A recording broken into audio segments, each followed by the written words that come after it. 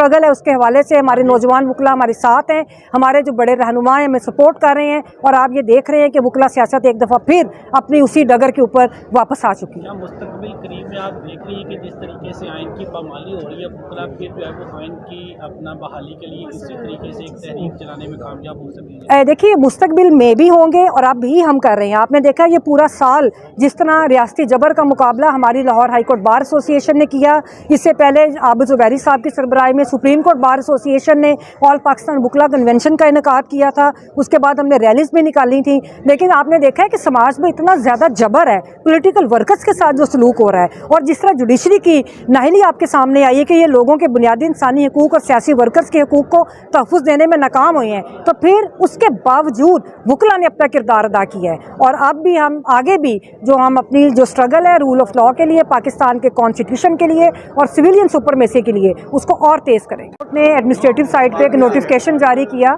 जिसके तहत लाहौर को मुख्तलिफ तहसीलों में डिवाइड किया। तो वकला का पहले भी मौक़िफ़ यही था क्योंकि ऐसी एफर्ट एक पहले भी हो चुकी है और इनको वकला के कहने पर ये नोटिफिकेशन वापस लेना पड़ा था। फिर अब इन्होंने एक शरारत की, जब छुट्टियां थी और ये खुद आउट गोइंग चीफ जस्टिस हैं, जल्दी इन्होंने रिटायर हो जाना है, तो इन्होंने एक और एफर्ट की और हम ये समझते हैं कि इन्होंने ये जो एफर्ट की है वकला को तकसीम करने की, बुनियादी तौर पर ये इस्टेब्लिशमेंट के कहने पर ये कर रहे हैं ताकि वकला तंजीमों को और वकला को बार को तकसीम किया जाए और उनका जो एक यूनिटी है, क्योंकि वकला ही एक पाकिस्तान के अंदर आखिरी एक मुजामती फोर्स हैं कि जो इस्टेब्लिशमेंट का मुकाबला कर सकती हैं। तो उसके ऊपर सारे पंजाब बार, लाहौर बार और Lahore high court bar association ने आज एक मुश्तरका इजलास किया। इससे पहले परसों हमारी एक मीटिंग हुई थी और उसके अंदर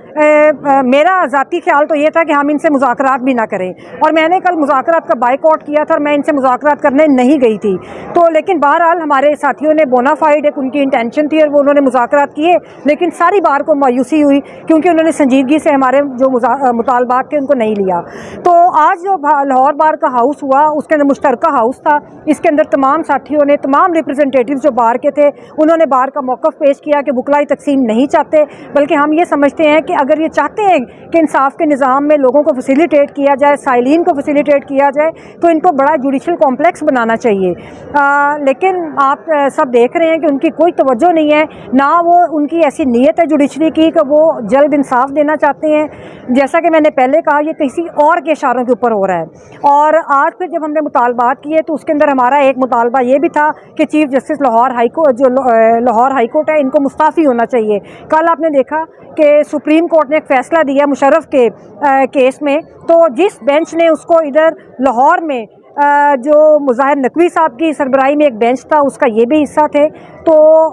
उसने मुशर्रफ के ट्रायल को, मुशर्रफ का जो ट्रायल करने वाली स्पेशल कोर्ट थी उसको इन्होंने गैर आइनी करार दिया था। उसकी हमने मजम्मत की और हम ये मुतालबा करते हैं कि इनको आइन और कानून का कुछ पता नहीं, इनको चाहिए कि फौरी तौर पे ये भी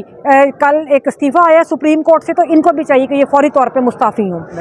और दूसरी बात एक और कि हम लोगों ने ये भी रिजॉल्व किया है कि किसी किस्म के कोई मुज़ाकरात इनसे अब नहीं होंगे और बार जो है वो अपने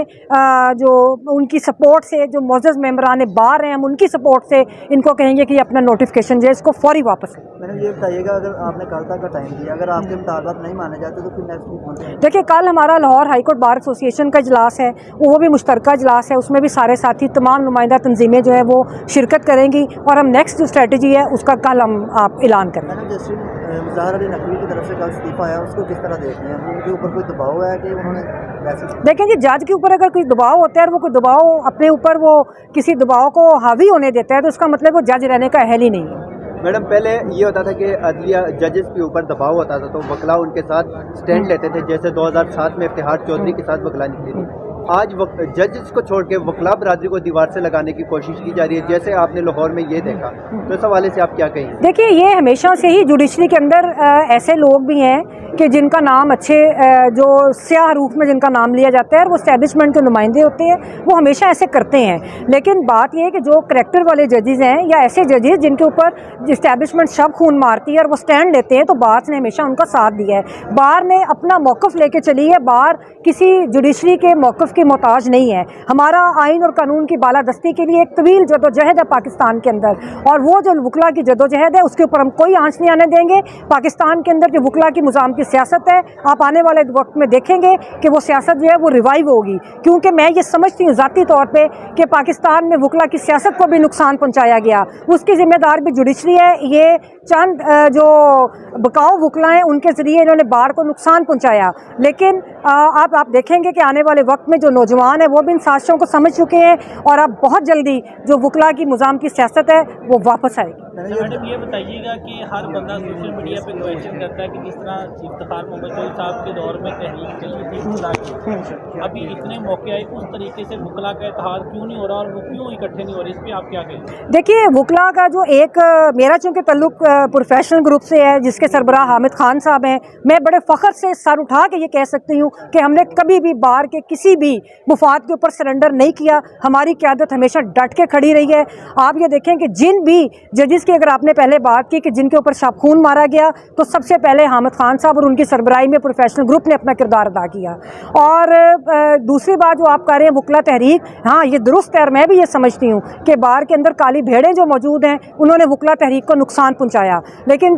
अब हम लोग चूँकि फिर अपना इकट्ठे भी हैं, और जब मैंने भी इलेक्शन लड़ा था तो मैंने इसी नारे के ऊपर लड़ा था कि बार के जो मुफादात हैं उनके ऊपर कोई समझौता नहीं होने देंगे और बार की सियासत का रुख तब्दील करेंगे इंशाअल्लाह ताला। जो ये स्लोगन था मैं इसको बिल्कुल बड़ी अपने जो